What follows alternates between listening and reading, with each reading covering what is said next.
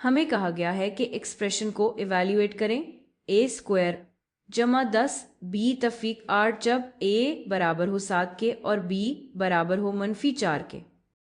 तो एक्सप्रेशन को इवैल्यूएट करने के लिए हमें सिर्फ ये करना है कि ए की जगह 7 सब्स्टिट्यूट करें और बी की जगह -4 सब्स्टिट्यूट करें, क्योंकि सवाल में यही कहा गया है कि इवैल्यूएट करें जब ए बराबर हो 7 के और बी बराबर हो -4 के।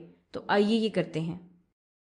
तो एक्सप्रेशन में जहां भी ए आ रहा है वहां मुझे 7 लिखना है, तो ए स्क्वायर्ड की जगह मुझे लिखना है 7 स्क्वायर्ड जमा, मैं ये इसी रंग में लिखूंगी, जमा 10 ज़रब बी।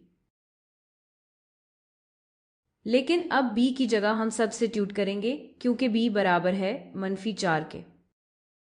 तो 10 ज़रब -4 लिखेंगे b की जगह, और फिर हमारे पास तफीक 8 है। अब हमें बस इसको इवैल्यूएट करना है। 7 स्क्वायर्ड बनता है 49 और फिर 10 ज़रब -4। याद रखें, ऑर्डर ऑफ ऑपरेशंस में ज़रब पहले आती है जमा से, तो हमें ये ज़रब करना है। 10 ज़रब -4 बनता है -40, तो ये जमा -40 है और फिर हमारे पास -8 है।